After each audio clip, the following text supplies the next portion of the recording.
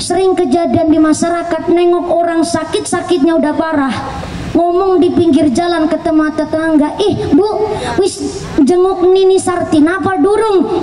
Wis bu, kemarin kita mari ngomai, jebule nang ngomai wis langka di tiga rumah sakit, jebule ya Allah makin dina makin parah, mau kita jenguk nang rumah sakit bu, ya Allah ambekane wis klokor-klokor, nganggo alat nang dada kabule pati slawer nemen, ambekan be napas dadane sempit nganggo batok nang cangkeme, ya Allah makin dina makin parah, kayaknya sih ora kuat suwe nek ora dina setu ya minggu iku.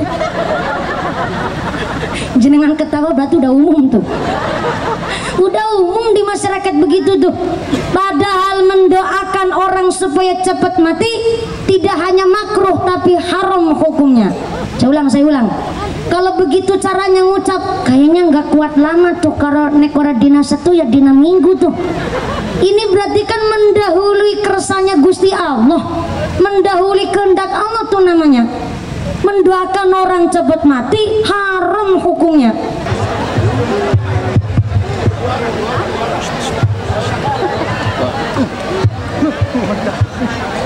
Assalamualaikum warahmatullahi wabarakatuh.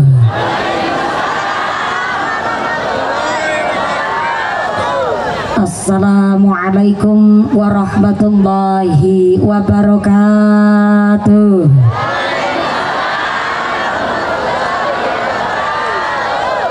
Nu semangat jawab uluk salamna, abi doakeun panjenengan sadayana engke wih ka bumi kengeng artos 8 juta.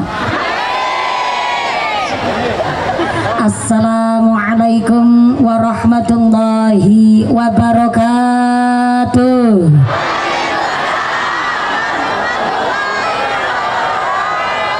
Bismillahirrahmanirrahim. Alhamdulillahi haqqa hamdi, wassalatu wassalamu ala khairi khalqi sayyidina wa maulana Muhammadin wa ala alihi wa ashabihil mujahidin ad-dhahirin. Allahumma salli ala sayyidina Muhammadil fatih lima ughliqa wal khatimi lima sabaq nasiril haqqi bil haqq wal hadi ila siratikal mustaqim wa ala alihi haqqa qadrihi wa miqdarihil azim. Amma ba'd. Hadaratal muhtaramin wal mukarramin, para alim, para ulama, para satid wal ustadzah ingkang tansah kaula hormati nuninjih ingkang kawula mulyaaken. Wabil akhos kepada akhinal kiram Bapak Kiai Haji Ali yang kami hormati dan yang kami taati.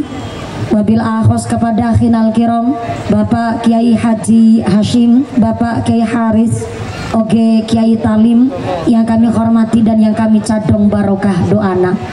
Wabil akhos kepada akhinal kiram Bapak Kiai Haji Daman, Bapak Haji Budi, Bapak Haji Umar, oke kepada akhinal kiram Bapak Kiai Haji Mukmin, Bapak Kiai Haji Maman, sareng Kiai Haji Raseng Romi yang kami hormati dan yang kami taati segala fatwa dan juga dawuh-dawuhna.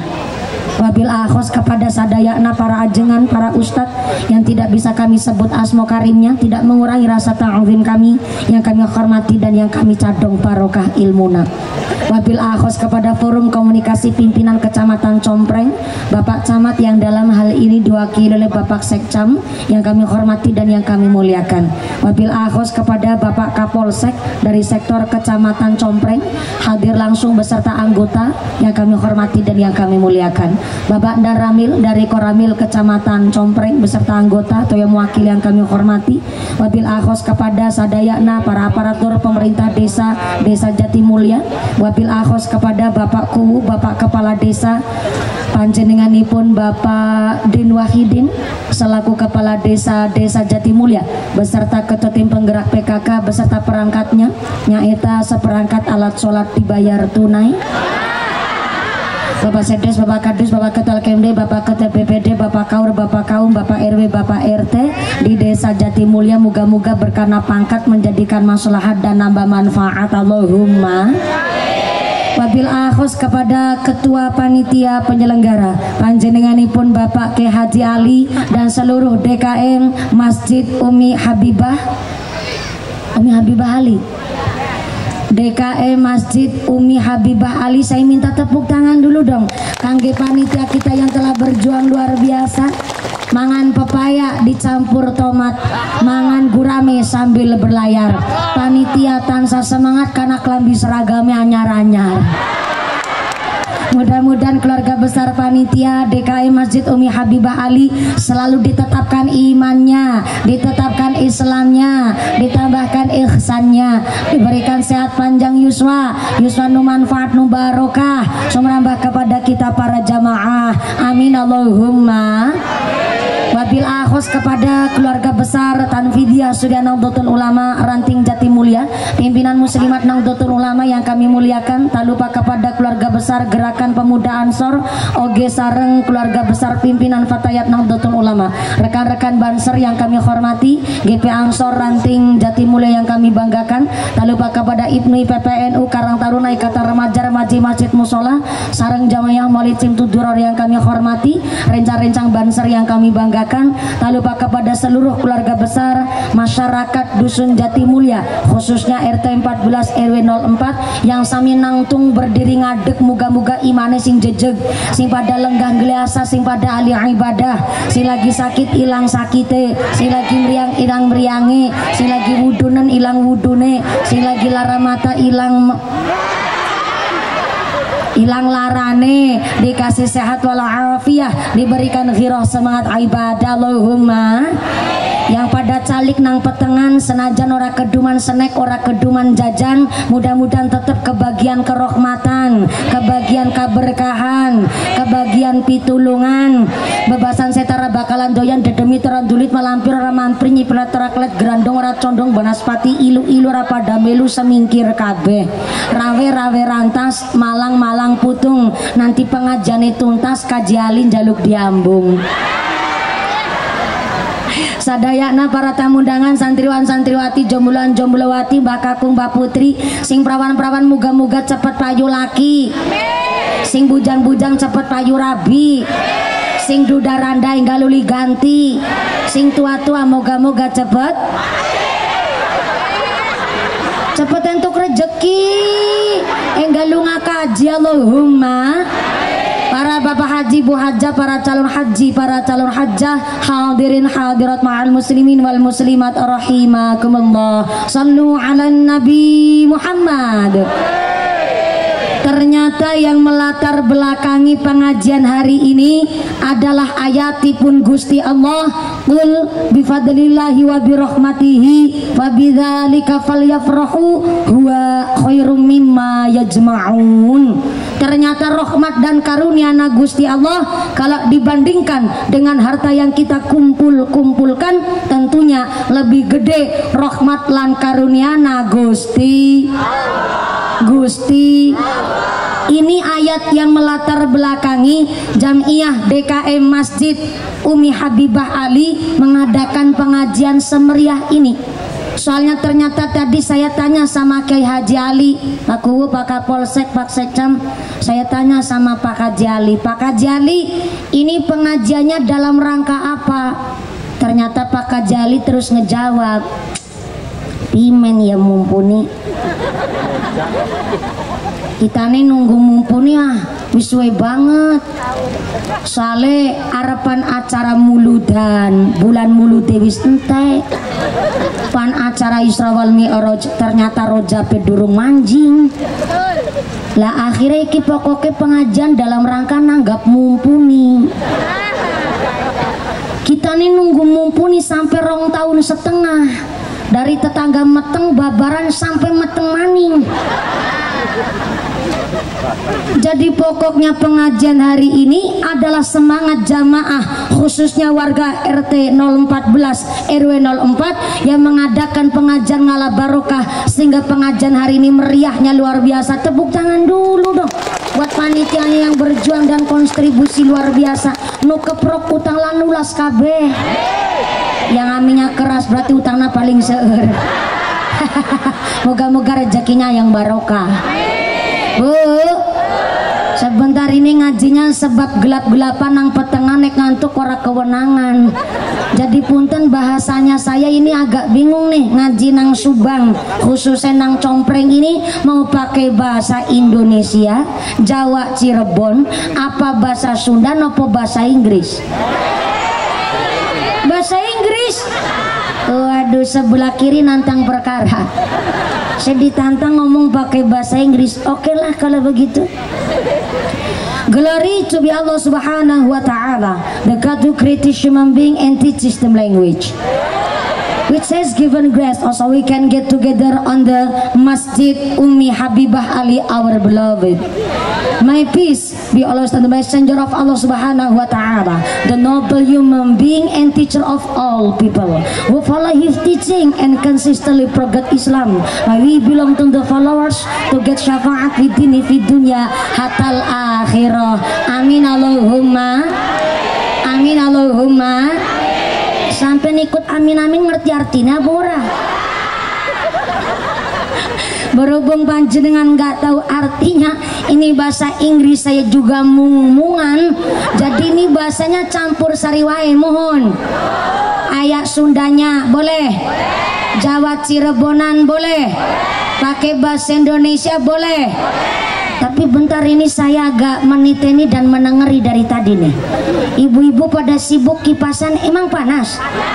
Ya Allah, yang mengucur keringatnya sampai belobor celaknya, mudah-mudahan jadi ikut ngeblobor dosanya, ngeblobor kabeh penyakitnya.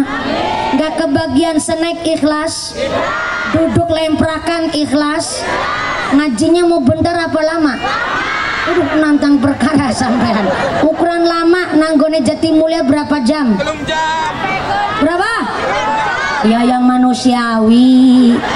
Saya naik jam 9:30, berarti nanti pragat jam berapa nanti? Jam berapa? Jam 1 bengi. Nanjake 9:30, selesainya jam 1 subuh, berarti ngajinya 3 jam setengah. Oh, jebuleng Jatimulya ge rakus geragas ya. Ngaji sampai 3 jam setengah. Anak nang kene kiai ceramah 3 jam setengah. Anak. Ayah. Kiai saha? Saha? Nyong. Mumpuni. Ceramah 3 jam setengah. Ikhlas. Tuku aci diwadahi gelas, mangkat ngaji angkat aji atine. Nah, jadi backing vokal, jadi backing soda, menang-menang malah melar. Tuku peci karo tuku pulas, berkah ngaji badane lemu anake rolas. Salusin. Allahumma salli wa sallim ala sayyidina wa maulana Muhammadin adadama bi'ilmillahi salatan daimatan bidawami mulkillahi salatan. Allahumma salli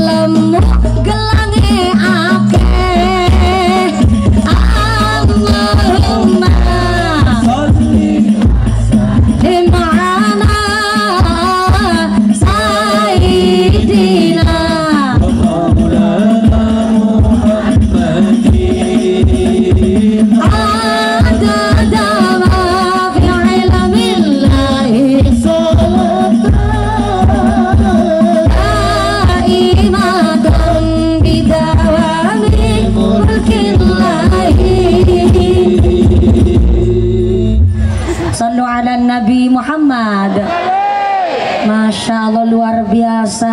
Jadi ini panjenengan sholawatan sambil gerak, ini niatnya olahraga ya Bu ya. Apalagi sing gelangnya tekan lengan. Ngone joget tambah banter. Moga-moga gelangnya gelang rezeki sing barokah. Ini grup rebananya Pak Haji Ali. Ambil grup rebana dari mana Pak Haji? Dari mana? Citra Jaya. Itu masih Indonesia. Subhanallah, ini karena semangat nih ngiring saya sampai jam 1 subuh. Ini saya sawer dulu biar tambah semangat. Punten. Ya, sawang sulna. Pinter ngajawabnya sami-sami. Nggak usah repot-repot tapi ditampani. Saya seneng nyawer santri, Pak Kuwu, Pak Kapolsek, Pak Haji Ali, Pak Babinsa.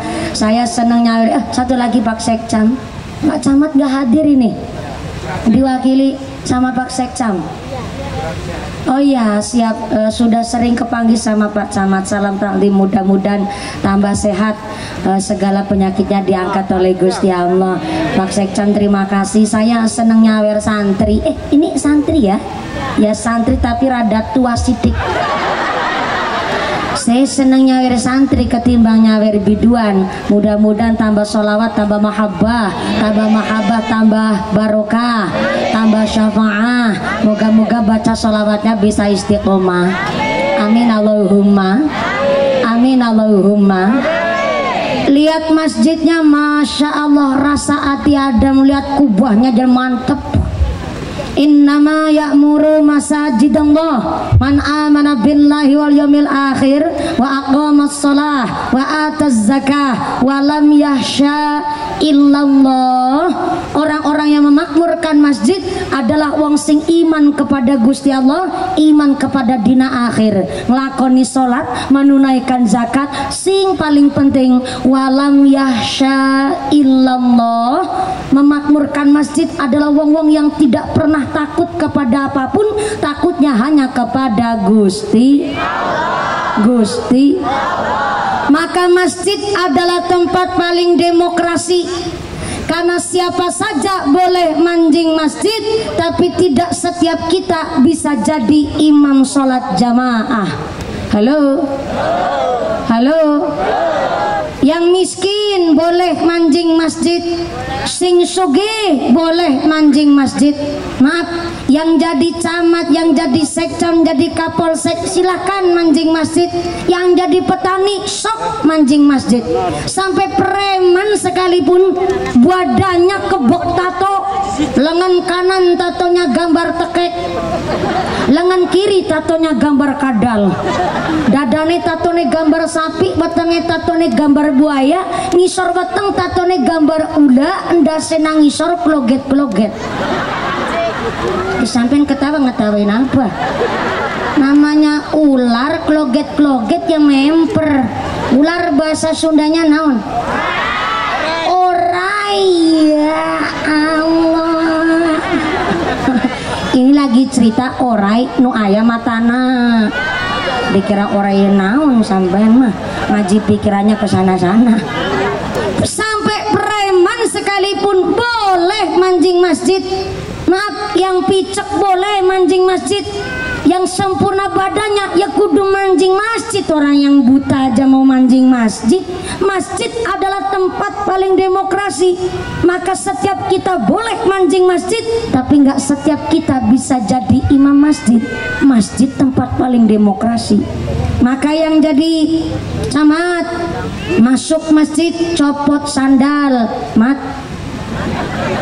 Yang jadi kapolsek manjing masjid nyopot sepatu. Sek, gak enak banget sek. Gimana lagi, memang begitu. Yang jadi tentara masuk masjid harus nyopot sepatu. Jadi RT manjing masjid kudu nyopot sandal. Yang jadi RW manjing masjid nyopot sepatu. Yang jadi bupati manjing masjid nyopot sepatu. Yang jadi lurah manjing masjid nyopot sepatu. Lur Yang jadi gubernur masuk masjid nyopot sepatu Nur. Yang jadi presiden mancing masjid ya kudu nyopot sepatu Den. Setiap kita boleh mancing masjid, tapi nggak setiap kita bisa jadi imam masjid. Maka imam masjid itu dipilih yang pertama karena fasohahnya, baca Qur'annya fasih, ngajinya fasih. Artinya apa? Mondok pesantrennya di mana? Gurunya siapa? Kiainya siapa? Ini kudu dijelaskan. Fasohanya tidak hanya sekedar baca Qur'annya, tapi dari golongan yang seperti apa kita kudu ngerti. Sama-sama fasohahnya, maka milih imam sholat jamaah di masjid. Yang kedua karena alimnya, karena kecerdasannya. Ternyata dari kandidat beberapa imam masjid ternyata sama-sama alimnya, sama-sama fasohahnya, maka pilihlah yang ketiga karena umurnya. Imam sholat jamaah di masjid terlalu muda banget ya jangan, tua banget ya jangan. Soalnya kalau terlalu muda sholatnya biasanya kebanteran. Ngimami sholat jamaah pas lagi taraweh, ya Allah, sing tua-tua bisa ngintilin. Baru ngadek ruku sujud, lebar sujud wis ngadek maning. Apa maning sing lemu ngikutin susah, gelendung gelendung gelendung. Sholat taraweh sampai ke lumah-lumah. Terlalu tua banget ya jangan. Imam masjid terlalu tua ya Allah. Ngimami sholat taraweh liane jam 8 udah selesai peragat, musing ngimami tua. Bismillahirrahmanirrahim. Alhamdulillahirabbil alamin. Arrahmanirrahim. Setengah rolas bengi nembe peragat. Nom banget aja, tua banget juga jangan. Maka imam masjid dipilih itu karena fasihnya, karena alimnya. Yang ketiga karena umurnya. Ternyata dari beberapa kandidat imam masjid sama-sama fasihnya, sama-sama cerdasnya, sama-sama umurnya. Maka pilihlah yang keempat, mana imam masjid yang paling dicintai oleh masyarakat. Kalau dari tetangganya aja udah banyak yang seneng, udah alim, fasih, cerdas, disenangi oleh tetangga, berarti tidak hanya fasih secara bacaan lisannya, tapi jujur dalam kehidupan sehari-harinya. Setiap kita boleh manjing maring masjid, tapi nggak setiap kita bisa jadi imam di masjid, karena masjid adalah tempat paling demokrasi. Maka kenapa kalau orang udah biasa sholat jamaah nang masjid Umi Habibah Ali, maka ternyata panjenengan bisa ngerti iki ya Allah si tarim orang mangkat-mangkat maring masjid. Nah apa iki kaki tarim ya? Mana nang kene Pak Tarim mana? Mangkat ora lagi mangkat ora? Lagi tandur. Biasanya sholat jamaah gara-gara sakit nggak kelihatan, akhirnya ditanyain mari ngendi ya kiwis nganti rong sholat subuh jamaah ora katon, akhirnya langsung ditengokin ke rumah. Inilah kenapa orang kalau sudah punya kebiasaan yang baik, kata kitab Nasoihul Ibad, jangan pernah punya pikiran ingin berhenti, ingin menyudahi. Kalau sudah punya kebiasaan yang baik harus belajar istiqomah. Ibaratnya begini nih, biasa sholat jamaah di Masjid Umi Habibah Ali, ternyata jangan pernah punya pikiran ingin berhenti sholat jamaah hanya gara-gara ora cocok karo imame. Anak wong kene model begitu anak. Ayah, ayah, gara-gara pilihan kuwu si mau nih sholat jamaah beda pilihan imami dadi ora sholat jamaah. Anak wong kene kayak gimana? Teka wongnya teka. Kayak apa bentuknya kayak apa?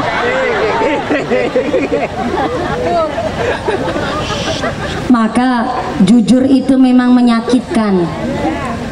Tapi walaupun jujur itu menyakitkan, satu perkara baik, cara mengerjakannya juga harus dengan yang baik. Tapi di dalam kitab Azkarun Nawawi ada berbohong demi kebaikan boleh dan sah. Di antaranya pertama, berbohong di medan perang, diculik jadi tawanan. Tapi kalau jujur nanti membahayakan negaranya, maka akhirnya memilih berbohong untuk menyelamatkan negaranya. Ini berbohong demi kebaikan boleh. Yang kedua, berbohong dalam rangka mendamaikan kedua belah pihak yang sedang berseteru. Ini lagi musim-musim pemilu begini nih.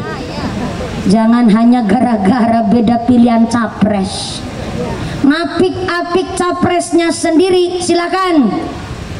Ngebagusin capresnya sorangan, mangga, sok, silahkan. Lagi belajar Sunda dikit-dikit, karena ternyata ngomong pakai bahasa Sunda harus pakai tenaga dalam, dari ula sampai ke orai.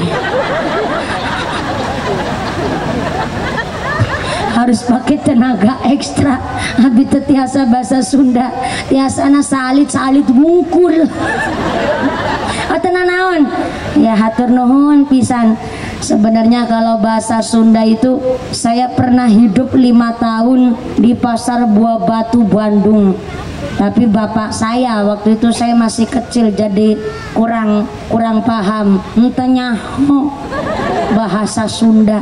Jadi sedikit saya belajar itu karena nutur. Tahu nutur nggak Bu? Apa? Ngikut. Iya, ngikut nitorin. Nitor itu mungut bahasa kadang saya kalau ngaji di daerah Sunda saya mungut bahasa orang Sunda, dikit-dikit ya nyantol. Tapi kalau kebantaran saya bingung, nyantol dikit begini, Akang Haji sorbana palit naka silamaya. Akang Haji semangga calik na saaya.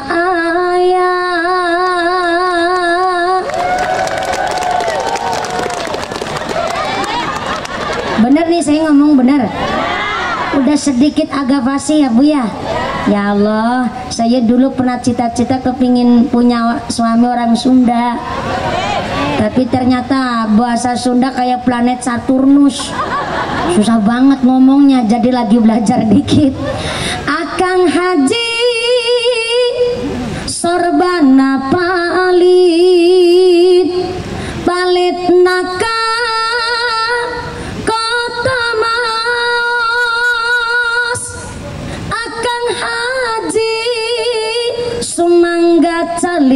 calik na sesarangan ngaos.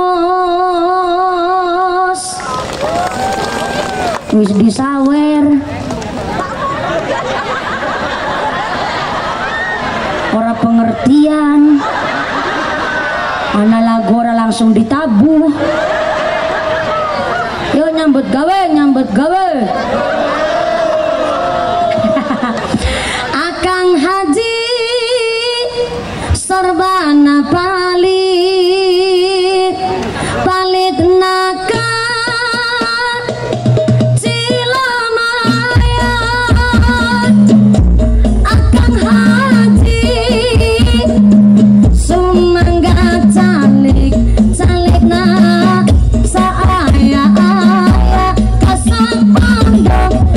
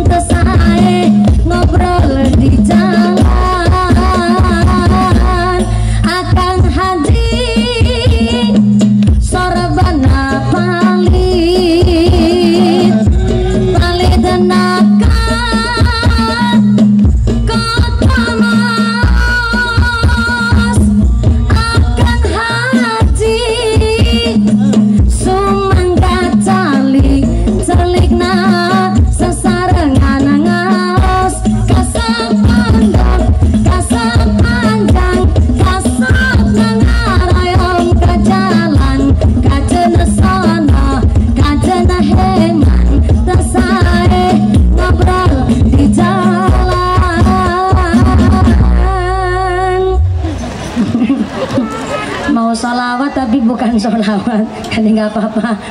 Tapi alhamdulillah matur nuwun pisan. Grup rebana dari mana? Citra Jaya, masih Indonesia tuh Citra Jaya. Sebelah pojokan mana Citra Jaya? Kulon. Winong. Winong. Oh, Winong nggak tahu tuh di mana sih. Kakak. Oh, Binong ya pokoknya di sebelah sono lah Binong. Hatur nuhun pisan. Ini ngiringi sampai jam 1 subuh.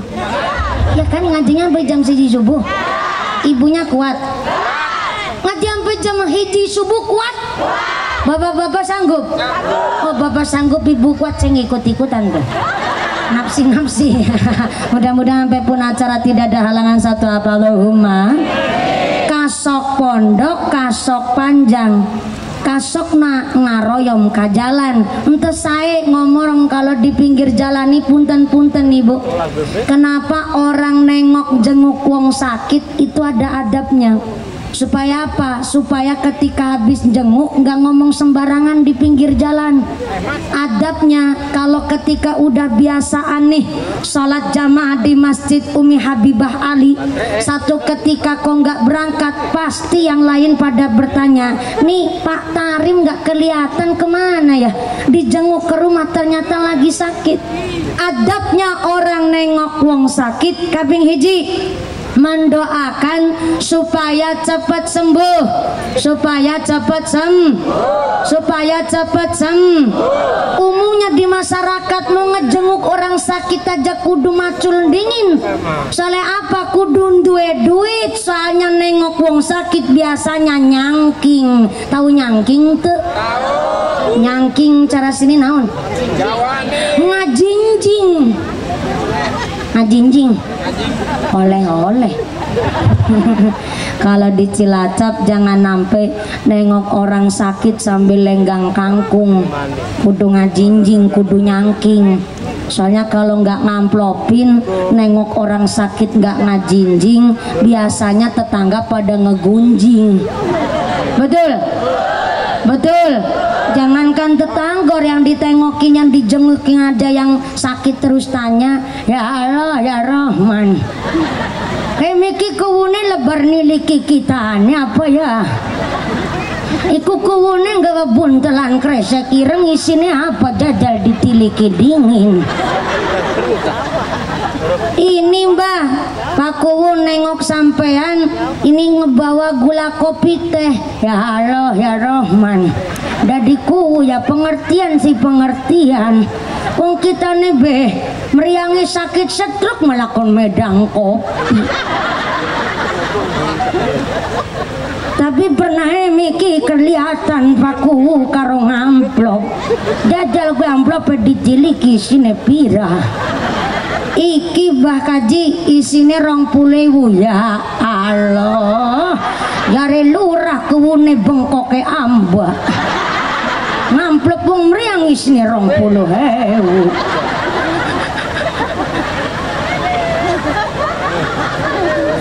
Ini yang menjadikan akhirnya umum di masyarakat kalau nengokin wong sakit nggak ngajinjing, tetangga pada ngegunjing. Padahal orang sakit kan gak doyan makan. Betul? Halo? Kenapa orang sakit gak doyan makan? Ternyata keterangan di dalam salah satu kitab, orang sakit kok yang sakit adalah orang yang kuat imannya sama Gusti Allah. Allah mutus 4 malaikat. Malaikat yang pertama diutus oleh Allah untuk mencabut cahaya wajahnya. Inilah kenapa kalau orang sakit mesti wajahnya pucat. Yang kedua, Allah mengutus malaikat untuk mencabut daya kekuatannya. Kalau udah pucat biasanya berdiri aja nggak mampu, lemes rasanya.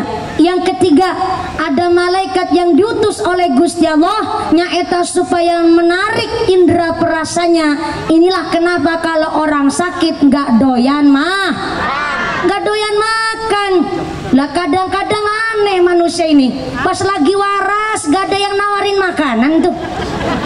Bareng jatuh sakit pada nawarin kabeh. Mangan sate ya, sate. Mangan sate. Pan mangan anggur, mangan anggur. Mangan anggur ya. orang lagi sakit KB nawarin makanan, pas lagi waras orang asing nawarin. Aneh, karena ternyata malaikat diutus oleh Allah supaya mencabut indera perasanya. Dan paling istimewa, orang sakit tapi keadaannya iman nama Gusti Allah, Allah mengutus malaikat yang nomor 4 untuk mencabut segala dosa-dosanya. Mantep apa mantep tuh, seneng dosanya dicabut. Tapi kan meriang ngadek berakongan, mangan bera enak, sholat de kadang ngadek susah, jangankan sholat ngadek ngumet banyu wudu bela rasanya pating perinding kabeh sabak badan. Tapi ternyata memang yang paling istimewa malaikat yang nomor 4. Orang yang sakit kok tambah iman sama Gusti Allah, diutus supaya mencabut segala dosa-dosanya. Tapi mau bagaimana, sholat keadaan sakit nggak bisa tumakninah, sholat dalam keadaan sakit mestinya nggak bisa khusyuk. Maka yang ikhtiar walaupun sakit tetap iman sama Gusti Allah, dia ikhtiar badan untuk kepingin sembuh, maka akhirnya Gusti Allah ngutus 4 malaikat lagi. Yang pertama, malaikatnya diutus supaya mengembalikan cahaya wajahnya. Biasanya kalau udah sembuh wajahnya udah agak merah lagi tuh, udah nggak pucet tuh, udah enakan, berarti tandanya wajahnya udah agak abang alias berem. Yang kedua, malaikat diutus supaya mengembalikan daya kekuatannya, ngadek wisman dan enak, nantung udah kuat, berarti tandanya udah ciri-ciri nih mau sembuh. Malaikat yang ketiga diutus oleh Allah supaya mengembalikan indera perasanya. Habis sakitnya sembuh, biasa nih mangane kemaruk. Seorang Cilacap Jawa Tengah nyebutnya kemaruk. Sini apa? Kemaruk. Sarua. Kemaruk. Gembul. Ini orang bahasanya dari tadi beda semua. Apa? Mamayu. Mamayu keo. Beda ya. Mamayu itu doyan makan. Oh Mamayu. Kalau cara Cilacap Jawa Tengah nyebutnya kemaruk. Jadi kalau habis sembuh meriang, sembuh sakit lagi Mamayu, itu jangan diomong, jangan ditegur. Biasanya kalau habis makan, makanya itu karena memang kemaruk Mamayu habis sakit, kok diomong ditegur, biasanya jadi sakit lagi. Kejadian tetangga saya, ada anak dari kecil meriangan baik, sakit-sakitan mulu. Akhirnya bapaknya ngucap, bocah meriang baen, ditambak-tambak nama ringan dorara sembuh-sembuh, ngesuk naik kue sunat, habis sunat-sunatnya sembuh, sakitnya juga ikut sembuh. Saya nanggap mesin senso. Tuh mesin senso tuh mesin geraji kayu. Di Cilacap Jawa Tengah nyebutnya mesin senso. Entah ketularan apa itu si bapak, ternyata ketika anaknya sembuh katanya mau ditanggapin mesin senso. Ketika anaknya disunatin, sunatnya sembuh, sakitnya ikut sembuh, mau nanggap mesin senso, tetangganya terus ngucap, Kang, kayak nggak ada tanggapan hiburan lain, nanggap hajatan kok malah mesin senso. Akhirnya niatnya diurungkan. Setelah niatnya diurungkan, anaknya sakit deui, Bu, malah ngedrop parah, langsung dibawa ke rumah sakit.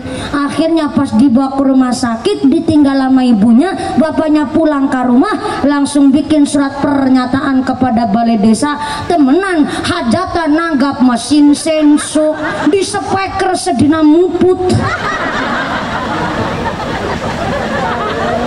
Ini kejadian nyata di desa namanya Desa Jepara, Kecamatan Binangun, Kabupaten Cilacap, Provinsi Jawa Tengah.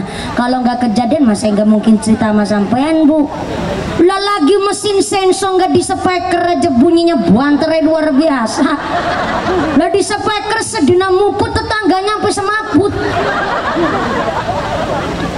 Akhirnya si bapaknya bilang begini yang nanggap mesin senso, lah ini saya sedang menjalankan nadar al-wadud dainun, katanya janji adalah hutang, ini saya nyarutangin. Nah pentingnya ngaji nih, Jadi kalau nazar syaratnya adalah ketika nazar keinginan hajat dilaksanakan harus membawa kemanfaatan, kemaslahatan dan kesainan. Tapi kalau dilaksanakan gawa madorot, bikin maksiat, bikin dosa, itu bukan nazar namanya. Tapi udah keucap gimana? Kalau udah keucap kok ternyata sadar bahwa doa hajatnya adalah tidak baik dan tidak memenuhi syariat aturan, maka boleh membayar kafarot.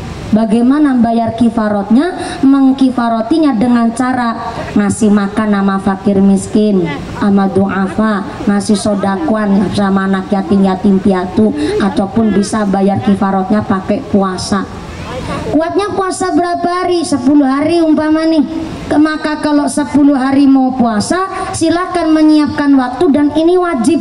Ketika jenengan kok ditawarin makan pas lagi bertamu, tapi ternyata panjenengan ini adalah menjalankan puasa nazar, maka tidak boleh dibatalkan karena lagi puasa nazar. Kecuali puasa sunnah nih, jenengan bertamu disuruh ngebatalin nggak masalah karena puasanya puasa sunnah. Tapi kalau udah niat puasa nazar, ini kudu dilaksanakan dan sesuai dengan ketentuan panjenengan. Harus yakin, nggak boleh setengah-setengah niatnya. Kayak contoh, ya Allah, kalau anak saya ranking hiji, saya mau puasa 10 dina, tapi nek kuat sih. Pakai tapi belakangnya ketambahan sih. Ini kan setengah-setengah nih, nggak boleh. Jadi kalau 10 hari ya 10 hari. Maka ternyata ucapan kudu dijaga. Sampai orang sakit lagi kemaruk makan, lagi mamayu, jangan ditegur, karena ternyata malaikat lagi mengembalikan daya kekuatannya sampai indera perasanya. Udah tuh malaikat udah diutus, tapi ternyata malaikat nomor 4 protes sama Gusti Allah. Ya Allah, ini saya gimana? Gimana kepimen? Saya lagi ngemegangin dosane wong sing iman lagi sakit ini. Saya nggak mau megang dosanya. Aduh Gusti, orang saya tiap hari aja sujud, tiap hari saya berdoa kali panjenengan, sampai saya nggak punya nafsu, malah saya ditugasin ngemegangin dosane wong lagi meriang. Ini gimana duh Gusti? Akhirnya Gusti Allah menjawab, malaikat, ini orang saya uji pakai sakit malah tambah iman nih. Saya uji dengan sakit malah tambah zikirnya. Saya uji dia pakai sakit malah tambah dekat sama saya. Maka tolong dosa-dosanya wong sing iman lagi tak uji sakit jangan dikembalikan kepada dirinya, buang sono sing adoh maring tengah laut. Nggih, sedika dawuh Gusti, malaikat ngebawa dosanya wong sing lagi sakit tapi iman karo Gusti Allah, dibuanglah di tengah segara, di tengah laut. Inilah kenapa air laut rasanya asin. Berarti sampean kalau lagi berenang di air laut itu berenang di air asin. Ya emang air asin, bukan panjenengan berenang di air dosa niku mboten. Kalau saya ngomong begini saya disalin sama Menteri Pariwisata. Ini bukan kebetulan, memang Allah menakdirkan air laut rasanya asin karena ternyata dari 100% bumi ini 80%-nya adalah air. Sehingga ternyata daratan hanya paling 20-25%, 75%-nya adalah dari air. Laut ini sampai kedalaman seberapa pun kita nggak tahu makhluk apa yang ada di dalam air laut. Maka kenapa air laut rasanya asin? Allah mentakdirkan supaya ketika ada hewan yang meninggal dunia, hewan kok mati, ataupun kewan-kewan yang kita nggak tahu, maka ternyata air asin ini akan mengurai bakteri ataupun virus yang bisa tercium oleh manusia. Maka Masya Allah, nikmat Gusti Allah itu betul-betul luar biasa. Kita nggak minta, sampai nggak nyandak pikiran sampai sebegitu. Ternyata Allah punya sifat Qul huwallahu. Saya dibantu dong Bu, direwangi ngucap kahatok bepelit sampean kayak gini maksa ngaja sampai jam hiji bengi. Ulang. Gusti Allah punya sifat Qul huwallahu Allahu as-samad, artinya kita nggak minta tapi Allah udah ngasih. Kita nggak minta napas tapi nyatanya semua napas kabeh. Sebelah kiri sono, assalamualaikum. Halo, masih sadar? Belakang sono, assalamualaikum. Masih ambekan? Orang jaluk tapi pada ambekan kabeh. Padahal dalam satu hari kita supaya bisa hidup harus nyedot 28.000 liter udara. Udara yang kita hirup itu terdiri dari oksigen dan nitrogen. Saya dengar-dengar kabar di rumah sakit oksigen 1 liter harganya Rp25.000. Nitrogen di rumah sakit 1 liter harganya Rp10.000. Padahal supaya kita bisa hidup kita harus nyedot 25.000 liter oksigen dan harus nyedot sekitar 11.000 liter nitrogen. Ayo hitung bareng-bareng berapa rupiah. Seur. Nih saya hitungin demi sampean biar kita semuanya paham. Ternyata supaya hidup 25.000 liter oksigen dikali 25.000 ulang saya jadi bingung tadi. 20.000 liter regane oksigen, malah bukan 8.880 liter oksigen dikali Rp25.000 sama dengan 174 juta rupiah. Ditambah nitrogen 1 liter harganya Rp10.000, nyedotnya 11.000 liter nitrogen maka 111 juta rupiah. 111 juta rupiah ditambah 74 juta rupiah sama dengan 184 juta rupiah sedina go ambekane tok. 184 juta rupiah ping 30 dina sebulan sama dengan 5,5 miliar sebulan go ambekane.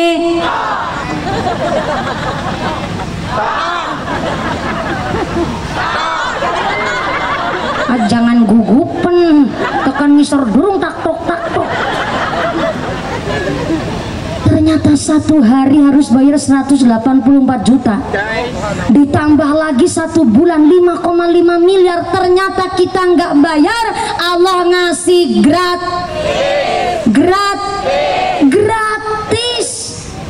Ini yang disebut Allah itu punya sifat as-somad, nggak dimintai Allah udah ngasih.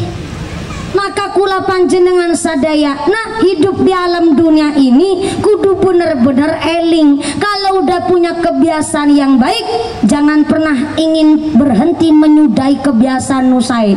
Biasa sholat jamaah di Masjid Umi Habibah Ali, maka satu ketika kok panjenengan sakit gak bisa sholat jamaah di Masjid Umi Habibah Ali, walaupun sholatnya di rumah tapi ganjarannya gedene kayak sholat jamaah di Masjid Habibah Umi Ali. Kenapa? Karena udah punya kebiasaan sholat jamaah. Tapi yang gak punya kebiasaan yang gak bisa, maka jangan pernah berhenti untuk melaksanakan amal nusai, karena kita gak tahu Allah ngangkat derajat kita dari sholat yang mana tuh. Dari sholat subuhkah kita, asarkah kita, duhurkah kita, sampai maghrib isya kita nggak tahu. Maka kenapa supaya istiqomah menjalankan amal yang sahih? Karena paling susah adalah istiqomah. Maka kula panjenengan sadaya, nah kalau udah punya kebiasaan sholat jamaah di masjid, jangan sampai pernah punya pikiran berhenti hanya gara-gara nggak cocok sama imamnya. Mudah-mudahan yang pada ahli sholat jamaah dikasih istiqomah, jadi orang yang ahli ibadah, selalu dikasih hidayah. Amin Allahumma.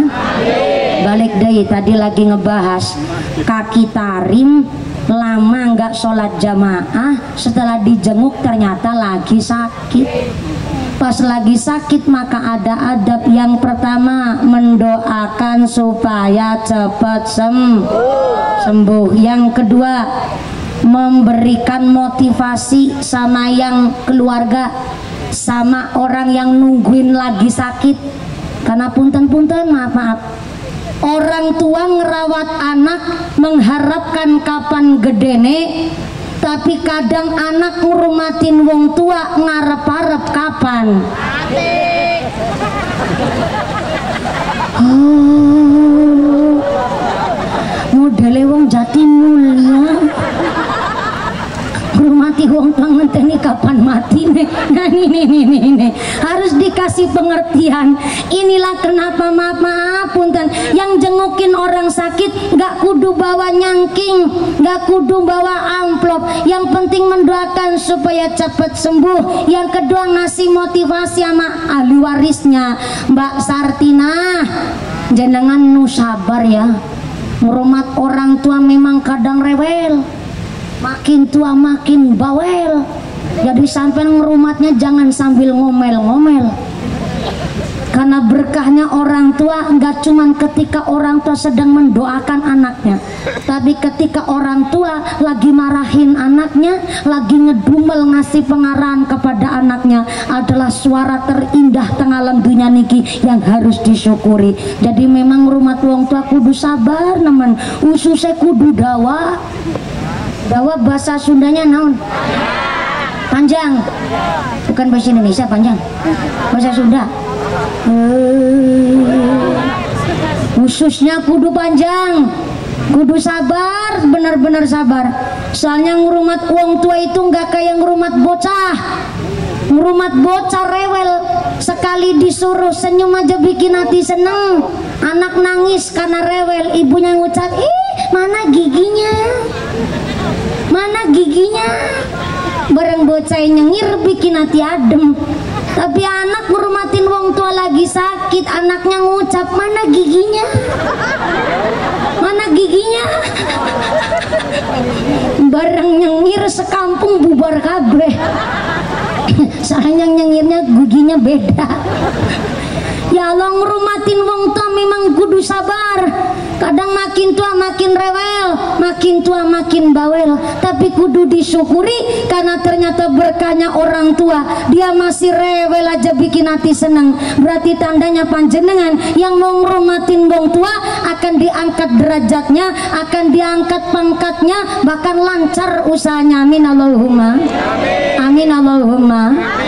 Lamun menungsa dicupok lawan kesenangan lan kemewahan, uripe sarwa kecukupan, kepinginane keturutan. Dheweke ngomong kanthi gamblang, iki kanugrahaning pangeran. Dheweke ngomong kanthi gampang, iki kanugrahaning pangeran. Salatullah salamullah ala toha rasulillah. Salatullah salamullah ala yasin habibillah. Tawassalana bismillah wa bil hadi rasulillah wa kulli mujahidillah bi aghlil badari ya Allah. Salatullah salamullah ala toha rasulillah. Salatullah salamullah ala yasin habibillah. Tawassalna bismillah wa bil hadi rasulillah wa kulli mujahidillah bi aghlil badari ya Allah. Lamun menungsa dicupok lawan kesenangan lan kemewahan, uripe sarwa kecukupan, kepinginane keturutan. Dheweke ngomong kanthi gampang, iki kanugrahaning pangeran. Dheweke ngomong kanthi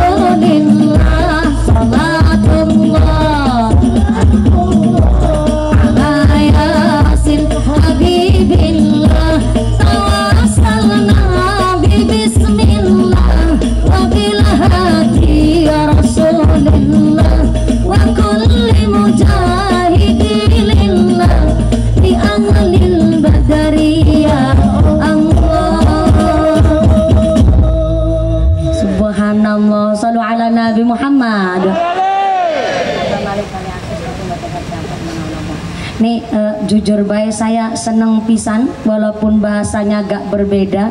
Saya nggak berani untuk merubah lirik lagu karena beliau yang membuat syair ini adalah Romo Kyai Haji Ma'ruf Islamuddin dari Sragen, Jawa Tengah. Jadi kalau santri kok sampai merubah kalimat ataupun merubah doa, tidak berani. Karena kalau sudah menjalankan dawuh dari kiai, ya berarti seorang santri kudu manut. Bahkan punten kalau memang saya bahasanya dari tadi campur sholawatannya liriknya pakai bahasa Jawa, berarti menggambarkan bahwa saya ini memang dari santri untuk santri. Ngomong angel menonjolkan bahwa saya ini memang punya seorang guru dan saya antuke ngaji betul-betul punya seorang kiai. Jadi nggak berani saya ngerubah-ngerubah. Jadi kalau orang Sunda ngapsai, tahu ngapsai nggak tuh? Ngapsai kitab, ngapsai itu maknani, maknani. Menerjemahkan. Jadi kalau di santri itu kan ada ngapsai maknani kitab. Orang Sunda ya pastinya pakai bahasa Sunda, utawi iki iku. Nah tapi kalau orang Jawa kalau ngucapnya utawi iki iku berarti memang dari pondok pesantrennya begitu. Jadi nggak bisa kalau sekedar merubah-rubah bahasa. Jadi walaupun tadi sholawatannya liriknya pakai bahasa Jawa, mudah-mudahan bisa dipahami ya Bu ya. Sedikit agak paham ya Bu, nyantol walaupun cuma dikit. Iya bahasa Indonesia lagi saya balik, yang penting ceramahnya tetap pakai bahasa Indonesia. Ini karena semangat saya sawer lagi Mas tambahan. Sami-sami sawang sulna, giliran nampak saweran kemudian nampak nih banter. Soalnya saya jujur baik seneng nyawer santri karena santri ini gak cuman ta'alum ngaji tapi memang sedang mengistiqomahkan mendaungkan sholawat. Mudah-mudahan dikasih istiqomah ta'alumnya di pondok pesantren, mudah-mudahan bisa istiqomah, amin Allahumma amin. Lanjut terus sampai jam hiji subhanallah nanjak setengah 10 turunnya jam hiji subuh. Saya tidak bisa membayangkan amplopnya panjangnya kayak apa. Oh enggak maksudnya sing panjang amal pahalane, amin Allahumma amin. Sudah mendoakan cepat sembuh. Yang kedua ngasih motivasi orang yang nungguin orang sakit kudu sabar, kudu qanaah, nerima ing pandum. Dan yang ketiga kalau sampai nengok jenguk orang sakit ternyata sakitnya udah parah tuh, atau sakitnya karena sakit sepuh udah tua, maka sampean tinggal nunggu wasiatnya, jangan nunggu warisannya. Salah kaprah sering kejadian di masyarakat, kakek nenek udah sepuh udah sakit-sakitan malah pada nyiapin sertifikat. Padahal kalau orang udah sakitnya parah ditungguin wasiatnya, jangan nungguin warisannya, kasihan karunya atuh. Mbak bilang ya Allah ya Rahman, makin dina ambekan kelokor dadane sempit kayak gaya Allah. Nanti pengajaran mumpuni nanggone masjid Umi Habibah Ali, ngaji perak ora bisa ngunjungi ya Allah ya Rahman. Gara-gara ngadeg sitik berasane ora karu-karuan, nembe digawa nangtung kene kempole manteng ya Allah, dengkule rasane kenceng. Apa maning kayak ge bareng wis penyakitnya warna-warna nemen. Anak pucu kabeh rungokna aku arepan ngomong. Iku sawah nang sebelah Kaji Ali mantenku. Ke sawah kanggo anak mbarep. Sing tanah sebelah bengkok lenuku kepala desa Din Wahidin. Ke sawah sebelah bengkoke pakuwu kae kanggo anak sing nomor loro. Sing bontot ragil nomor telune bisa oleh omah kene satanah-tanahe. Sebab anak sing nomor telu bontot gelem ngrumati kitane, mulane bisa uli tanah kene ya Allah. Sanak mantu pada gelem ngrumati kitane nelangsa nemen ya Allah. Mulane atak titipi warisan sing bisa nganggoni omah kene, sing bisa ngrumati kitane ya Allah. Ki wis tuwa aja diguyun dingin.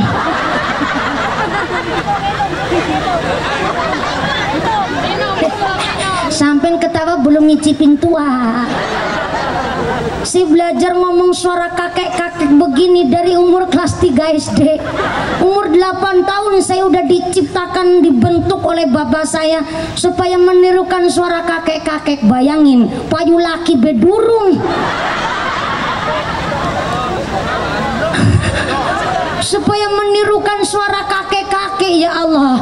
Belajarnya itu sampai puluhan tahun, sampai belasan tahun. Barulah tercipta suara saya begini. Kemarin-kemarin aja, belum lama. Tapi belajarnya udah dari umur 8 tahun. Belajarnya bisa dikamplengin sih sama bapak saya. Sampai ditabokin, Bu. Saya bersyukur saya kelahiran tahun 95, ditabok menang baik. Iya, saya ditabok cicing wae, Bu. Coba saya kelahiran tahun 2000, saya ditabok laporin sama Pak Kapolsek. Jadi napi bapak saya. Saya ditabokin, saya cicing wae. Karena saya pikir begini, loh, saya ini sedang dibentuk oleh bapak saya. Sehingga ketika saya ceramah dari kelas 3 SD, umur saya 5 tahun, kelas 1 SD tahun 2001, pulang sekolah saya disuruh angon embe. Mbek saya 43 lanang kabeh, sing wadon kitane wungkul. Tapi kita nih dudu weduse, kita nih sing angon, marang mani sampean. Saben balik sekolah, saya disuruh angon kambing. Saya sempat mikir bahwa bapak saya ini orang gak adil. Orang teman-teman saya pulang sekolah pada main, teman-teman saya pulang sekolah pada les renang, saya ku angon wedus. Saya sempat mikir bahwa bapak saya mengeksploitasi saya, bapak saya mempekerjakan saya, bapak saya nyuruh saya kerja supaya cari duit. Saya sempat mikir bahwa bapak saya nggak adil. Tapi ternyata setelah saya udah gede umur 28 tahun, saya baru mikir, dulu kelas 3 SD, dari kelas 1 saya udah nandur, saya udah nanam, sekarang saya lagi panen. Dulu kecil saya dina-dina angon wedus, teman-teman saya les renang, sekarang saya giliran bikin kolam renang. Baru diresmikan kemarin, 1 minggu kemarin, persis pada hari Rabu saya meresmikan kolam renang saya yang dibikin oleh bapak saya. Saya tiap hari, tiap dina itu cuman ceramah doang, tapi saya nggak pernah nerima bisaroh amplop. Karena ketika saya nerima bisaroh amplop, sepeser pun saya nggak menggunakan untuk apapun. Saya pasrahkan kepada wali saya, itu orang tua saya. Karena saya pikir saya belum payu laki. Kalau udah payu laki, saya pasrahin sama suami saya. Tapi ketika saya kok setiap ceramah ada panitia yang memang ngasih bisaroh amplop, saya pasrahkan kepada orang tua saya. Dan saya yakin beliau, bapak saya, tidak mungkin punya niatan buruk kepada anaknya. Sehingga alhamdulillah saya baru mikir, sebegitu luasnya pikiran bapak saya. Kenapa bikin kolam renang sampai bapak saya bikin toko grosir dan eceran. Jadi di depan tokonya, belakangnya kolam renang. Tapi maaf, kolam renang ini bukan untuk ibu-ibu yang pakai cawat begini. Enggak. Kolam renang yang aktif 2 kolam renang. Yang pertama yang cuma 50 cm khusus buat anak-anak kecil. Tapi yang 1 kolam renangnya ini khusus kami mengembangkan atlet-atlet renang. Jadi untuk pendidikan, bukan untuk umum. Jadi khusus kami nyewa guru pelatih renang, ada sekitar 3 gurunya, bahkan dari SD, MI, SMP dan setaranya sampai SMA, SMK yang kiranya mau jadi atlet renang bisa renang di tempat kami. Dan bapak saya sampai punya usaha seperti itu. Saya mikir, nah emang nggak sia-sia ya Pak ya. Saya pernah sampai meragukan usaha bapak saya. Karena dari tahun berapa ya, sampai 5 tahun ngebangunnya Bu, hampir bisaroh amplop itu kami nggak pernah menikmati. Buat istrinya bikin usaha, saya mikir apa payu apa lagi ya, laku apa ya. Saya meragukan niat bapak saya. Ternyata kolam renang ini dibikin terakhir ketika grosir ecerannya sudah jadi. Ternyata grosir ecerannya laris ketika kolam renangnya udah dibuka kemarin. Jadi buat nungguin anak-anak pada renang, ibunya belanja. Dan kami dalam rangka mempekerjakan anak-anak muda yang pengangguran. Jadi kan habis renang itu biasanya lapar tuh, kencot. Tahu kencot enggak? ngelih kempong. Sampai aja yang gak gaul bahasa Inggrisnya kempong tuh kencot. Sampai kurang gaul, mainnya kurang jauh, tidurnya kurang miring. Bahasa Inggrisnya kempong, gue kencot. Habis renang kan biasanya dingin tambah lapar tuh.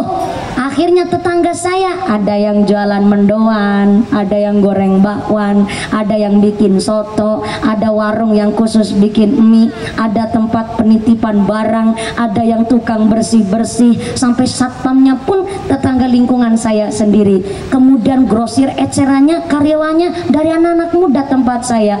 Sampai saya mikir, oh jadi maksud bapak sih begitu. Kalau saya nggak pernah ngurusin karena saya tiap hari di lapangan, taunya cuma ngaji tiap hari. Saya pasain begitu sama bapak saya. Saya mikir bahwa saya bukan sedang pamer sombong, tapi memang seorang kiai harus punya usaha. Dari sejak dulu saya selalu disindir sama kiai-kiai lain. Mulane kiai udah usaha, jadi jangan cuma ngarep-ngarep amplop gitu, Bu.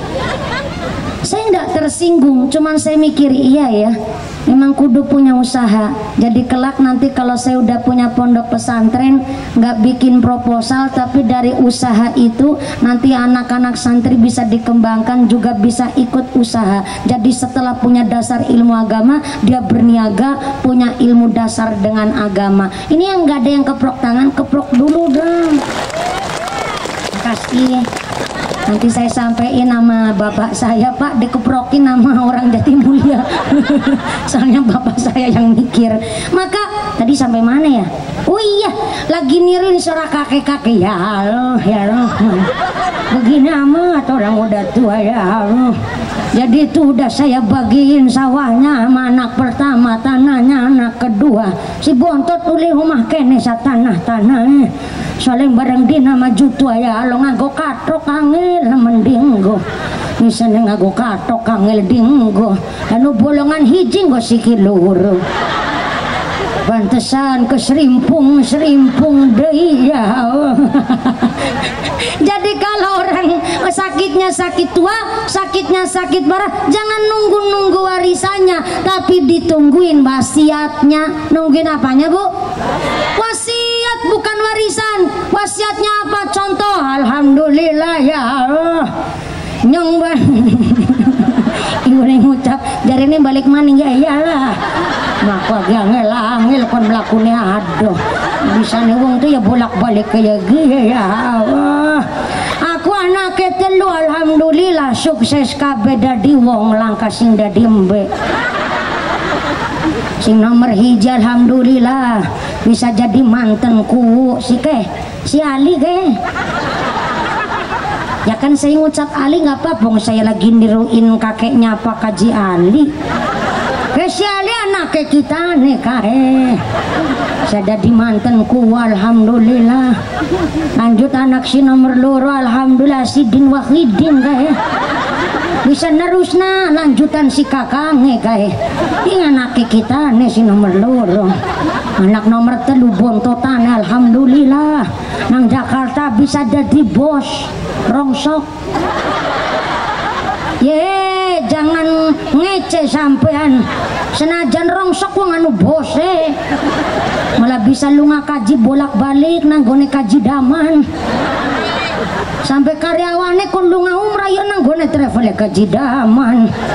Wih gara-gara berkah rongsok ya halo ya Rohman. Dikirane kita nera kenal karo kaji daman. Undang tapi langka wonge. Ginang Mekah soalnya.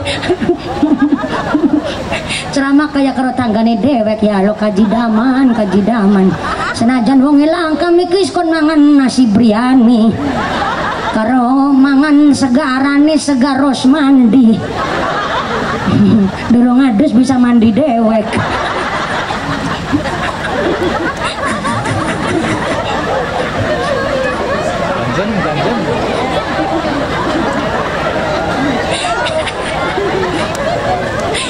Saya, ibu bapak sering lihat saya di channel YouTube.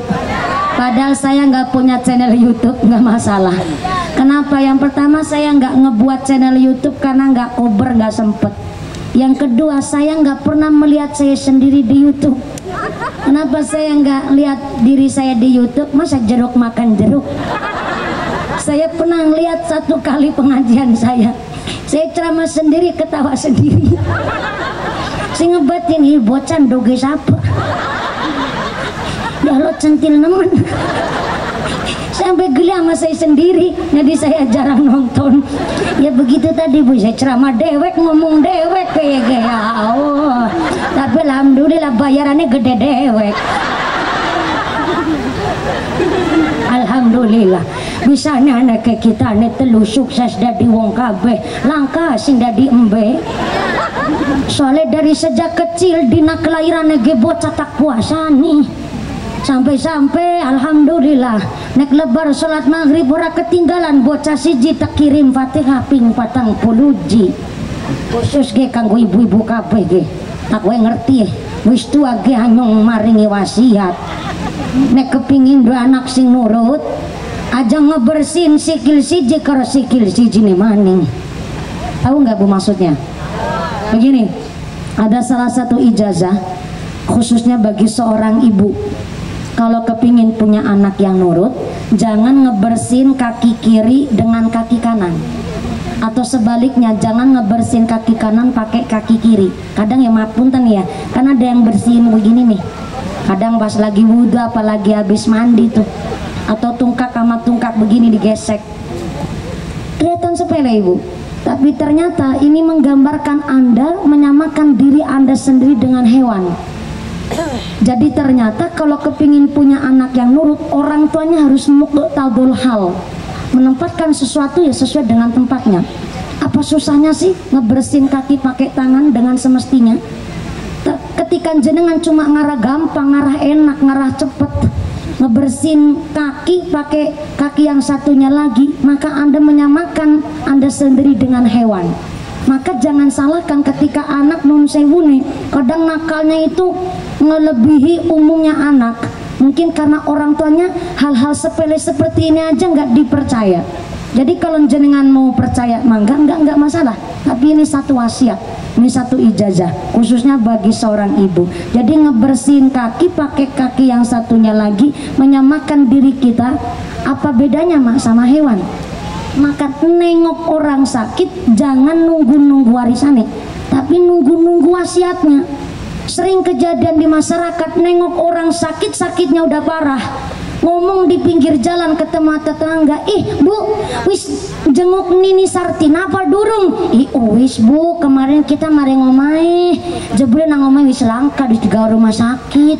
Jebule ya Allah makin dina makin parah, mau kita jenguk nang rumah sakit Bu, ya Allah ambekane wis klokor-klokor, nganggo alat nang dada kabule pati slawer nemen, ambekan be napas dadene sempit nganggo batok nang cangkeme. Ya Allah makin dina makin parah, kayaknya sih ora kuat suwe nek ora dina setu ya minggu iku. Jenengan ketawa berarti udah umum tuh, udah umum di masyarakat begitu tuh. Padahal mendoakan orang supaya cepat mati tidak hanya makruh tapi haram hukumnya. Saya ulang. Kalau begitu caranya ngucap, kayaknya nggak kuat lama tuh kalau nek ora dina setu ya dina minggu tuh. Ini berarti kan mendahului kersanya Gusti Allah, mendahului kehendak Allah tuh namanya. Mendoakan orang cepat mati haram hukumnya. Malah ada lagu nih, lagunya begini, ora ketemu perawane tak enteni randa.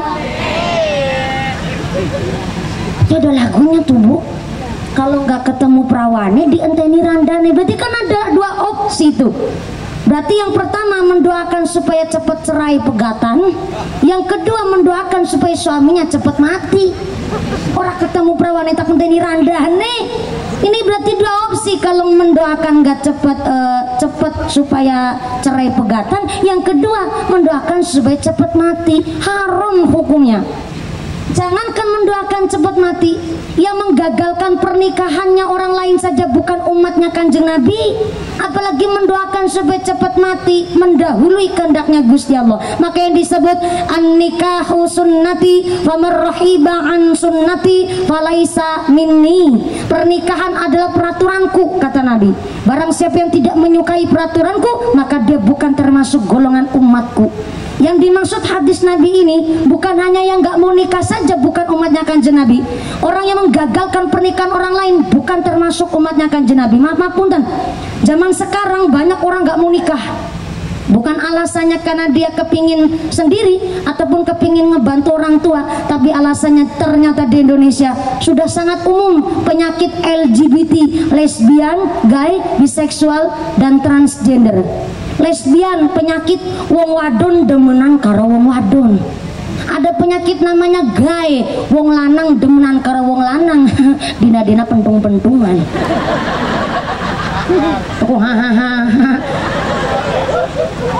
Takun malah nang buri ke lah emang wis weruh, bukan masalah weruh, itu penyakit bukan penyakit baru dari zamannya Nabi Lut.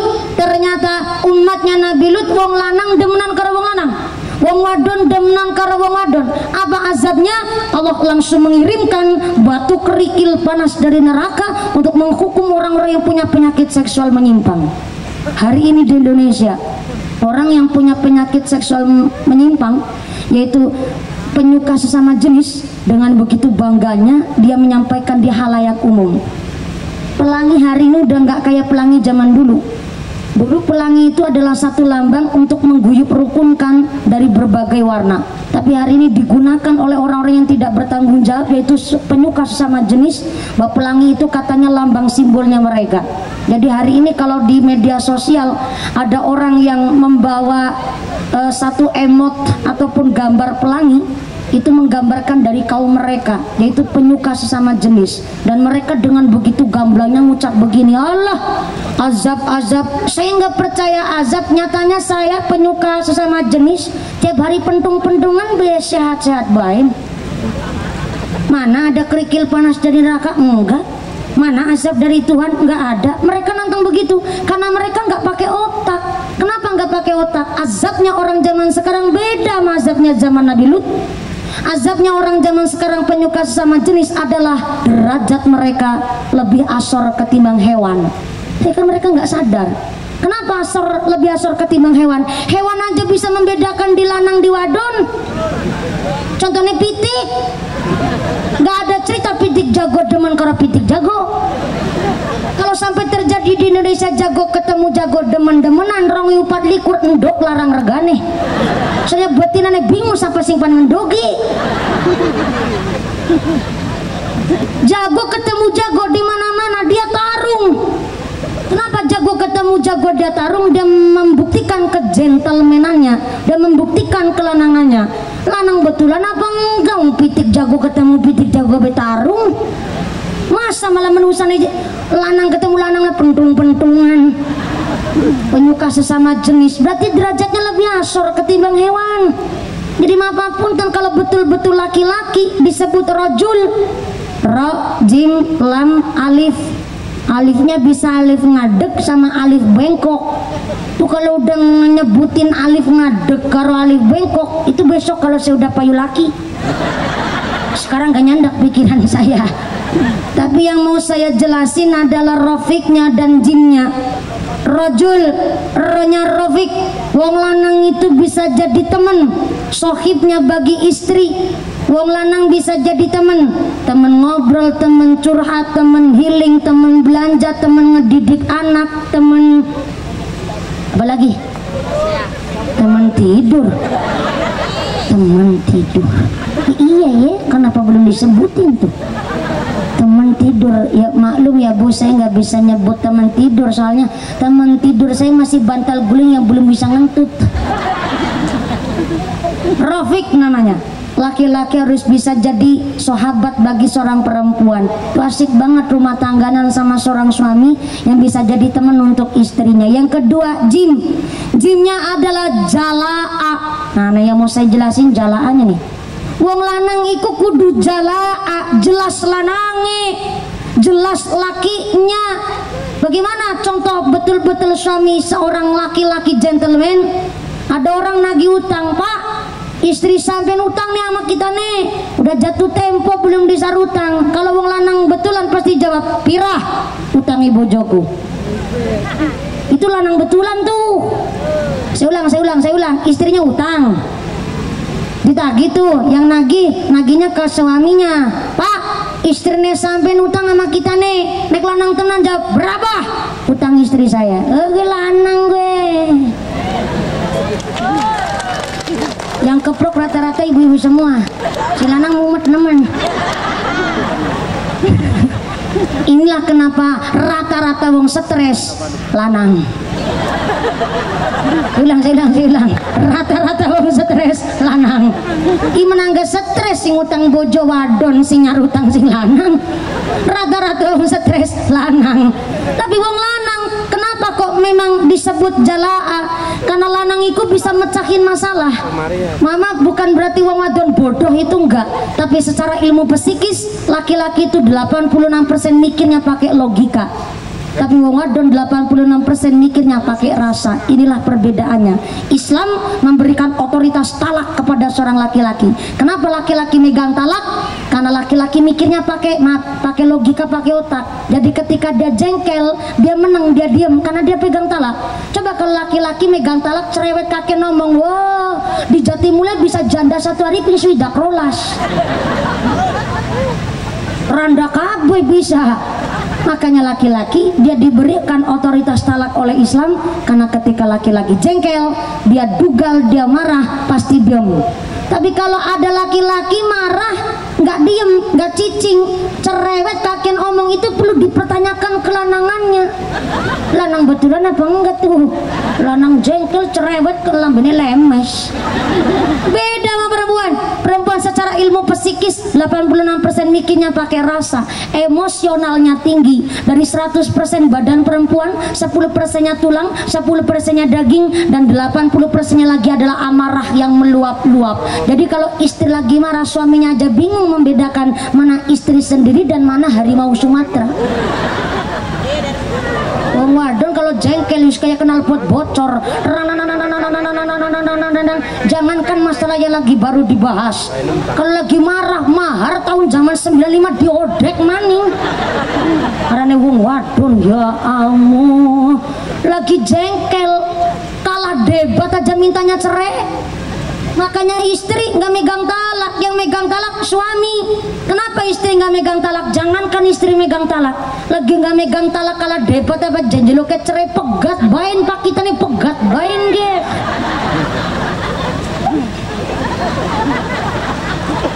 Waduh, orang nyakal talak kalah debat jaluk ke cerai, pegat bain dia sekalian, pegat baik kita nih ge.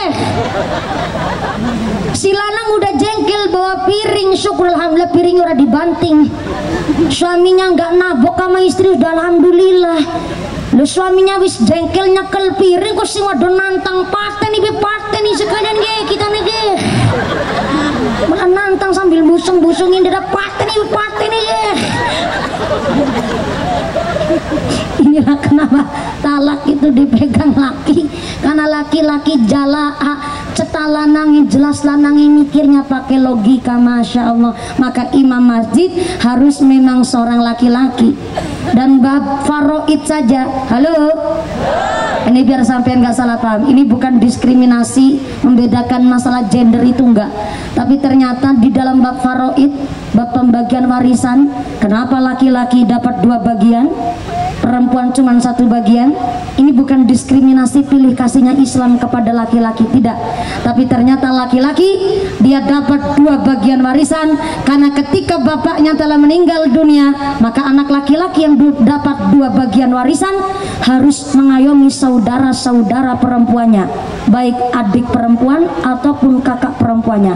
Dari segi pendidikan, pengayoman bab agama, itu tanggung jawab seorang anak laki-laki ketika bapaknya telah meninggal dunia.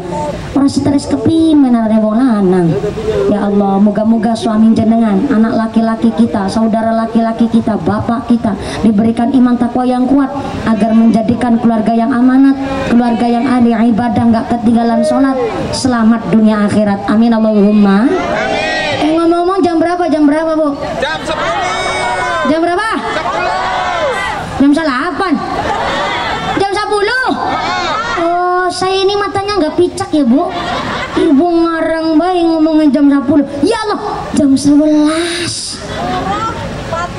Jam 11 lebih ya Allah. Kaji Ali Pak mantenku insya Allah entos cukup nggih.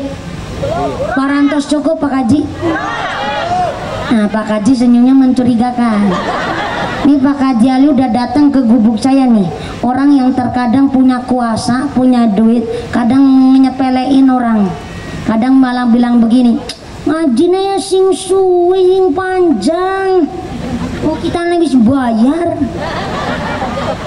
Tuang sewenang-wenang punya duit, katanya bisa ngundang kiai, kiainya kudu manut. Tapi Pak Kajali tadi senyumnya udah lebar bilang begini, kalau Mbak Mumpuni merasa udah cukup ya udah juga nggak apa-apa tuh, yang bayarin aja santai-santai baik, dengan yang orang melurunan ikut campur. Guyonan, tapi pada iuran, ikut iuran. Alhamdulillah atur nuhun Pak Panitia ya Allah. Jadi nggak cuma duitnya Kajali ya Pak ya. Alhamdulillah derek seneng. Inilah kami keluarga besar DKM Masjid Umi Habibah Ali yang mengadakan pengajian ini, bukan hanya Pak Kajali tapi seluruh jamaah Masjid DKM, jamaah Masjid Umi Habibah Ali. Tepuk tangan dulu dong buat panitia yang begitu luar biasa berkontribusi dari tenaganya, materinya, pikirannya. Mudah-mudahan diberikan istiqomah, diberikan sehat walafiat, diberikan yang jadi ahli ibadah, jadi orang yang ahlul jannah. Kita semua ditetapkan imannya, ditetapkan ihsannya, ditambahkan ihsannya. Mudah-mudahan kita semua diberikan sehat panjang yuswa, yusanu barokah, pungkasan yusakan husnul khatimah. Amin Allahumma. Jangan pulang terlebih dahulu karena doakan diimami langsung oleh Bapak Kiai. Saya tidak bisa memimpin doa karena saya hanya sederma, hanya seorang santri. Jadi tetap doa nanti akan diimami langsung oleh Bapak Kiai Sumangga. Pak Kapolsek, terima kasih Pak Kapolsek hadir secara langsung di keluarga besar DKM Masjid Umi Habibah Ali. Pak Sekcam terima kasih telah mewakili Pak Camat. Kemudian Pak Daramil atau mewakili Pak Kubu, terima kasih. Dan keluarga besar Bapak Haji Ali dan warga masyarakat kepanitiaan malam hari ini yang telah memfasilitasi kami untuk bersilaturahim. Mudah-mudahan setelah doa usai, panjang pulang dan nanti tidak ada halangan satu apa bisa bertemu lagi di lain majelis. Amin Allahumma. Pengumuman dari akhirat. Barang siapa berangkat ngaji belum dipimpin doa gugupan uih ka bumi, maka suaminya nikah lagi. Jangan pulang terlebih dahulu Ibu, karena keda diimami langsung oleh Bapak Kiai Sumangga. Dari saya awal sampai akhir segala kekurangan kehilafan mohon maaf yang sebesar-besarnya. Terima kasih atas segala perhatian, mohon maaf atas segala kekurangan. Usikum wa nafsi bitaqwallah. Wassalamualaikum warahmatullahi wabarakatuh. Waalaikumsalam warahmatullahi wabarakatuh. Sallu ala Nabi Muhammad. Taqabbalallahu minkum.